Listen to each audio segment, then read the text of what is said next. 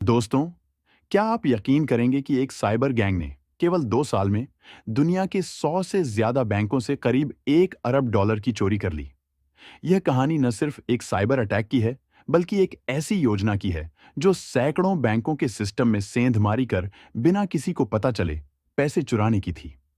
इस गैंग का नाम है कार्बनैक और इसे आधुनिक युग की सबसे बड़ी बैंक डकैती भी कहा जाता है। तो चलिए जानते हैं इस हैरान करने वाली साइबर क्राइम की कहानी। Welcome back to Tech by Cosmic. Access granted. यह कहानी शुरू होती है 2014 में रूस में, जब एक बड़े बैंक का कर्मचारी कास्परस्की लैब के विशेषज्ञों को आधी रात में फोन करता है। वो इतना डरा हुआ था कि उसने फोन पर कुछ भी बताने से इनकार कर दिया। उसे डर था कि कहीं उसकी बात कोई और न सुन ले। उसने कहा, जल्द से जल्द मुझसे मिलने आओ, ये बहुत जरूरी है। कास्परस्की के विशेषज्ञ उससे मिलते हैं और वो बताता है कि बैंक का सबसे महत्वपूर्ण सर्वर, जिसे डोमेन कंट्रोलर कहते हैं, किसी अनजान सर्वर को चीन में संवेदनशील डेटा भेज रहा है। अब ये डोमेन कंट्रोलर क्या है? दोस्तों, ये सर्वर किसी भी संस्था के पूरे नेटवर्क पर नियंत्रण रखता है। अगर कोई इसे हैक कर ले, तो वो सब कुछ देख सकता है।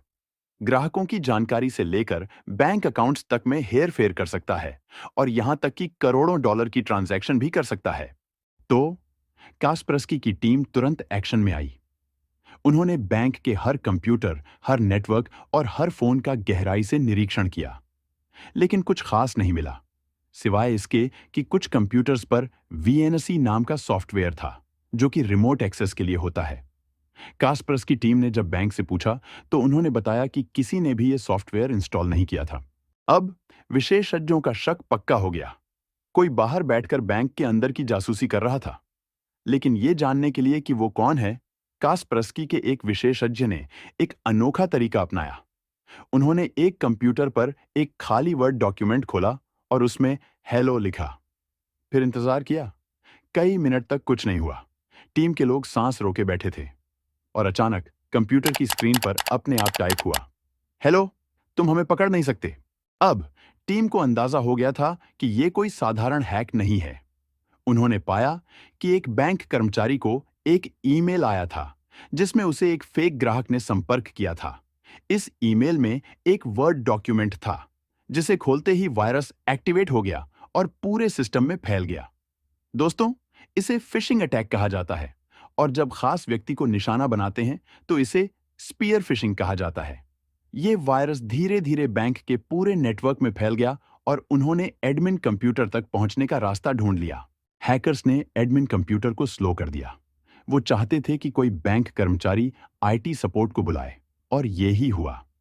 आईटी सपोर्ट के आने पर उन्होंने एडमिन पासवर्ड दर्ज किए और बिना जाने पूरी बैंक की सुरक्षा को हैकर्स के हवाले कर दिया।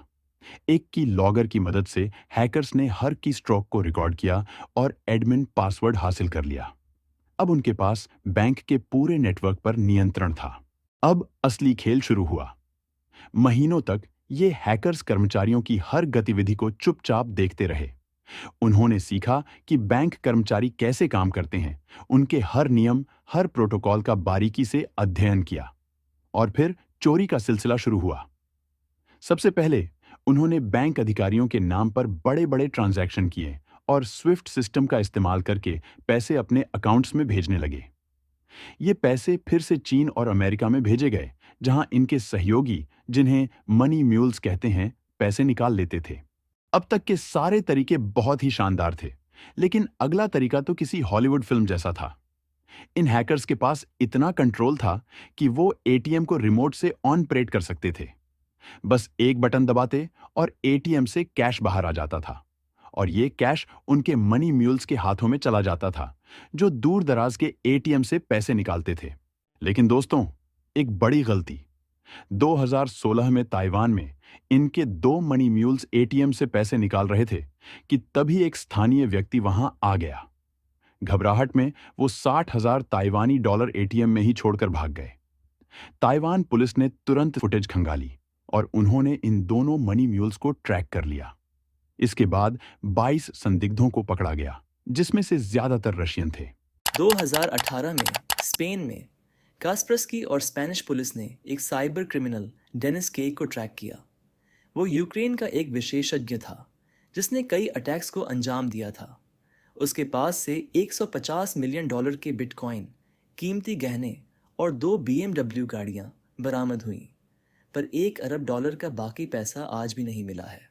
कास्परस्की का मानना है कि डेनिस के तो इस गैंग का एक हिस्सा था।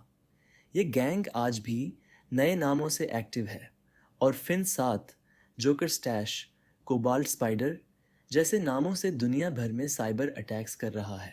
अगर आपको ये कहानी दिलचस्प लगी हो तो लाइक और सब्सक्राइब करना न भूलें। कमेंट्स में बताएं कि इस खतरनाक गैंग और उनके हैरत अंगेज तरीकों के बारे में आपका क्या सोचना है। दोस्तों, अगली बार फिर मिलेंगे एक और चौंकाने वाली कहानी के साथ।